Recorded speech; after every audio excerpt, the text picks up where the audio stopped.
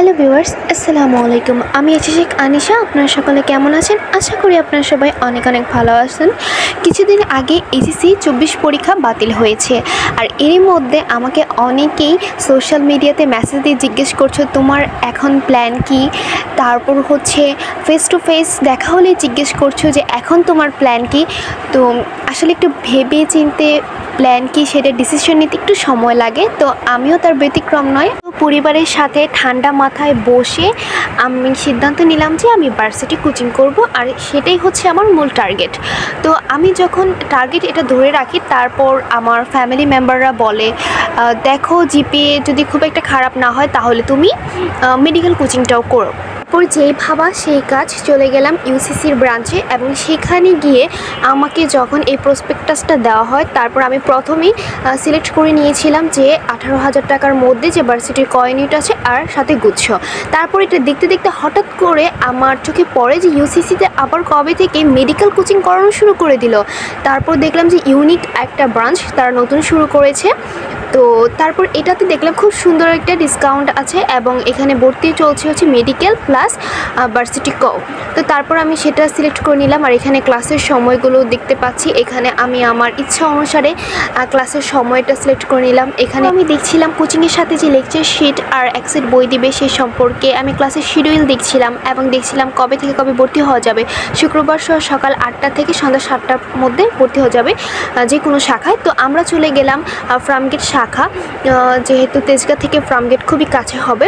ইউসিসির ফার্মগেট শাখার যে হেড অফিসটা আছে সেখানে গিয়ে আমি পুরোই অবাক হয়ে যাই। এক পাশে দেখতে পারি যে ভার্সিটি কোচিংয়ের জন্য ইউসিসির একটা হেড অফিস, এবং আরেক পাশে দেখতে পাই ইউনিক, যেটা হচ্ছে মেডিকেল আর ডেন্টালের জন্য। আমি আমার সুবিধা অনুসারে একটা ব্যাচে ভর্তি হয়ে গেলাম, সেটা হচ্ছে কি মেডিকেল প্লাস ভার্সিটি ক। তো আমি আমার বইগুলো বের করে দেখাচ্ছি। আমি এখনও এসে আমার বইগুলো খুলে দেখিনি। প্রথমে দেখলাম একটা কোশ্চেন ব্যাংক দেওয়া আছে, তো তারপর দেখলাম এটা হচ্ছে উদ্ভিদ বিজ্ঞান ও প্রাণী বিজ্ঞানের বইটা। তো আমি এখন পর্যন্ত আমার বইগুলো খুলে দেখিনি, চলেন আপনাদের সাথে বইগুলো খুলে দেখি। আমাকে ভার্সিটির জন্য একসেট বই দেওয়া হয়েছে, এর মধ্যে আছে পদার্থবিজ্ঞান, জীববিজ্ঞান, রসায়ন আর ম্যাথ। এখন যে বইটা আমার হাতে দেখছেন সেটা হচ্ছে পদার্থবিজ্ঞানের জন্য।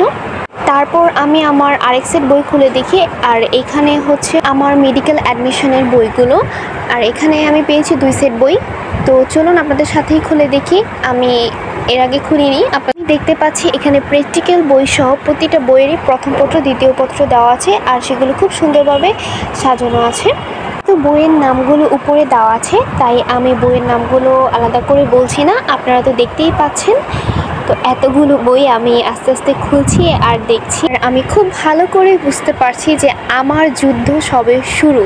বিগত 10 বছর যত না পরিশ্রম করে পড়াশোনা করেছি, তার চেয়ে অধিক পরিমাণ পরিশ্রম আমাকে এখন করতে হবে। তাই আজকের দিনটাই হয়তো আপনাদের মাঝে এমন হতে পারে আমার শেষ দিন, কারণ এখন থেকে আমি মোবাইল ডাটা নিয়ে বন্ধ করে দিয়েছি, যেহেতু আমার প্রতিটা কোচিংয়ে অফলাইনে। আর আমি তো আপনাদের বলেছি যে আমার টার্গেটগুলো আমি কিভাবে তৈরি করেছি। তো আমার জন্য সকলে দোয়া করবেন, আমিও আপনাদের সকলের জন্য দোয়া করি যাতে আমিও আমার জীবনে সফল হতে পারি, আপনারাও আপনাদের জীবনে সফল নিয়ে আসতে পারেন। তার জন্য অবশ্যই দরকার পরিশ্রম, আর আমার জন্য দোয়া করবেন আমি যাতে ভালো কিছু করতে পারি। আর আমি ভালো কিছু করলে তো অবশ্যই আপনারা দেখতে পারবেন, আর আমি সেটাই আশা করি, কারণ আমার মা বাবা আমার জন্য অনেক কষ্ট করছে, আপনাদের মা বাবা আপনাদের জন্য অনেক কষ্ট করছে। এই অ্যাডমিশন সময়টা আমি আর চাচ্ছি না নষ্ট করতে, আমি পড়াশোনায় কাজে লাগাতেই চাচ্ছি। তো আসার সময় আমি দেখতে পাই এই ব্যাগগুলো হলিক্রস কলেজের সামনে কিছু পাটের ব্যাগ ছিল, তার সাথে এই ব্যাগটাও ছিল। যেহেতু আমি অ্যাডমিশন কোচিংয়ে যাব, আর আমার ওই ব্যাগগুলো অনেকটাই নষ্ট হয়ে এসেছে, যেহেতু নতুন জায়গায় যাব তাই একটা নতুন ব্যাগ কিনে নিলাম। আর ব্যাগটা আমার এতটাই চোখে লেগেছে যে আমার অনেক ভালো লেগেছে। ব্যাগটার দাম নিয়েছে 500 টাকা। আপনারা বলুন ব্যাগটা কেমন হয়েছে।